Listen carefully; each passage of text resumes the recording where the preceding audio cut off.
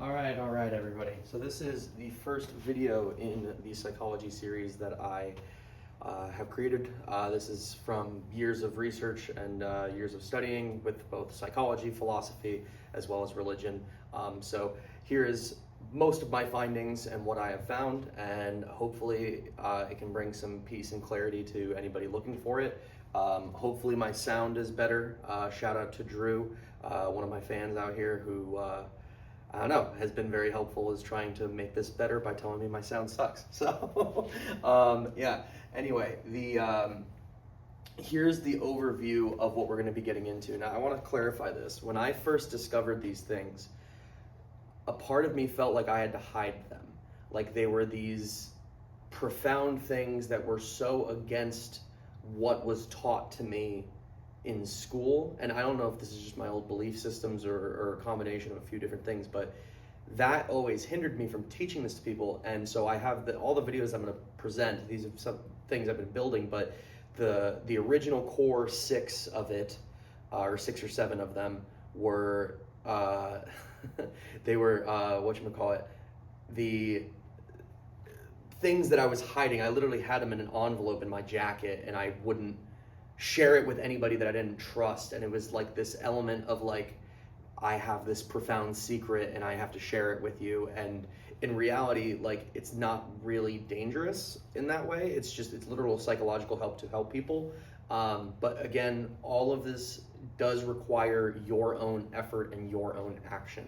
And to be honest, many people do not want to take action or accountability. They want to cast outwardly because they don't want to notice how they're doing things and how it's affecting the world around them and themselves especially. A lot of us just play from more of that selfish nature. And so as you'll see this and as it progresses, the more that we can do things for others and do things to help the world, I think overall the better it improves our lives. And so I've been sitting on this for a while, and that was selfish of me. So here is my attempt to be more selfless, to share this with others so they can heal themselves, they can heal others.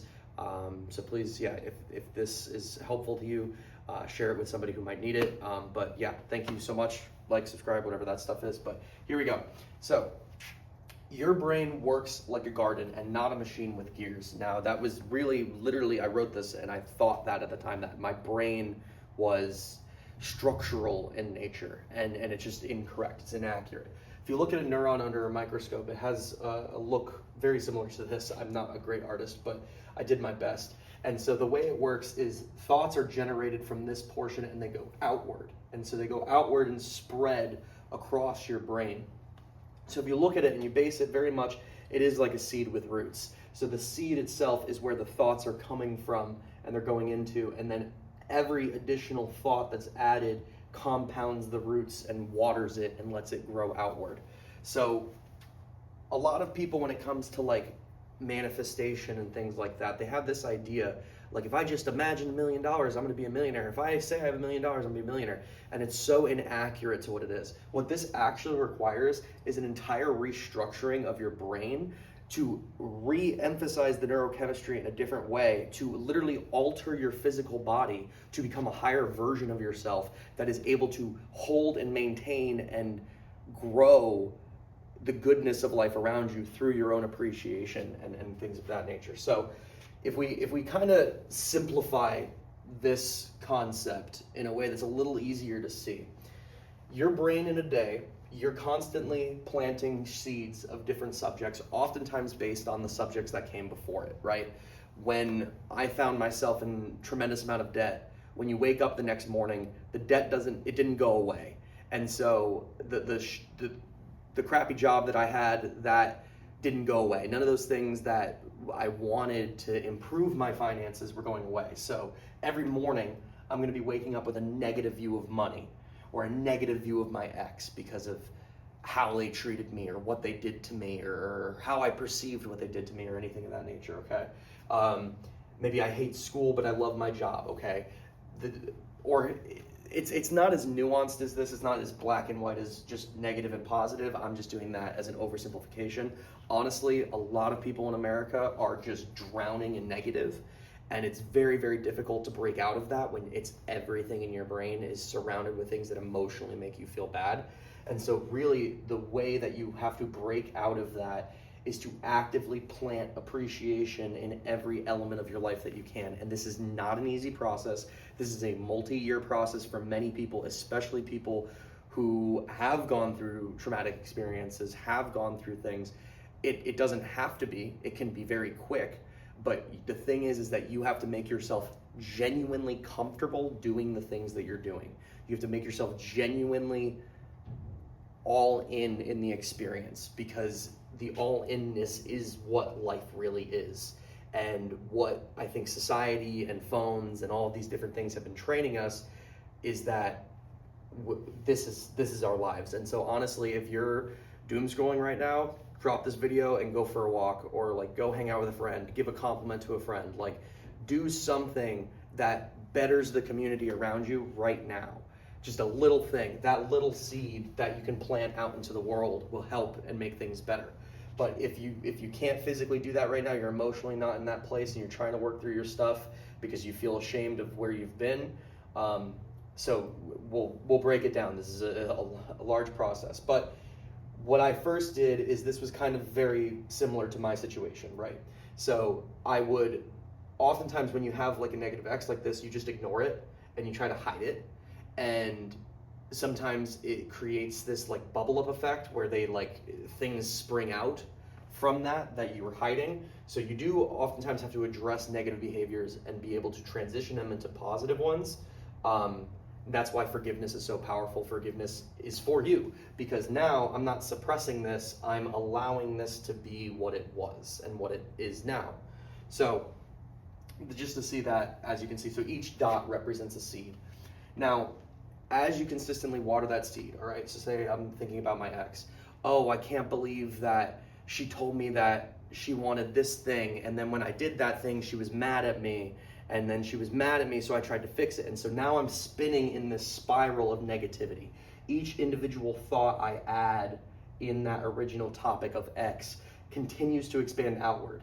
Now, a good thought might come in here and there where it's like, oh, but she's so kind and so intelligent and really easy to get along with. So you can have those things that go off, but then because you're based on this negative root at the core, you can't get back to genuinely fixing it because you haven't forgiven them in the first place. And so the same with the positive. You can be very appreciative about a subject where you're like, I really love my mom because she's like this, this, and this, and she's so great because of this. But, sometimes she does that and it kind of annoys me. So it's like there's experiences in both realms. It is, again, not as black and white, as all green or all red. We are a culmination of both. And if you, as I am a Christian, we are sinful by nature. So our nature has allowed us, especially with the system that we live in, to really emphasize the negative behavior. We live in these echo chambers on our phones that is just pure negative behavior, and not necessarily pure negative behavior, I should reframe that. It is oftentimes when you get stuck in the negative spiral, you surround yourself with an echo chamber of other people in that negative spiral as well.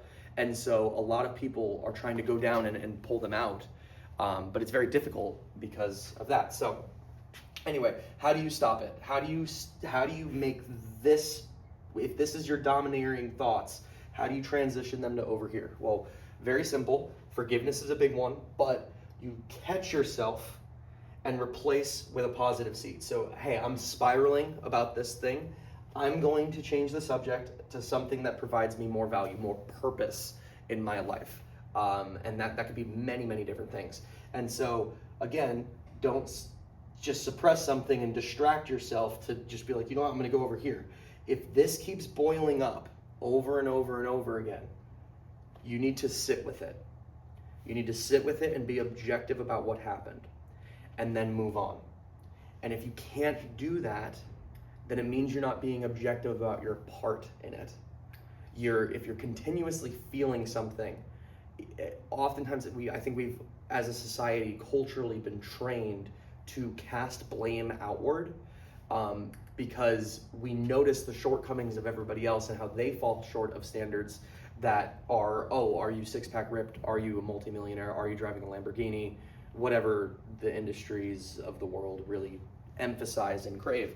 What I found out through my 20s is a lot of guys who pull up in a Tesla in a suit rented the Tesla for a day and have a 520 credit score because they're just trying to get laid and they're just trying to attract that kind of mindset. They're not genuinely trying to, or not even trying, but not genuinely building the thing.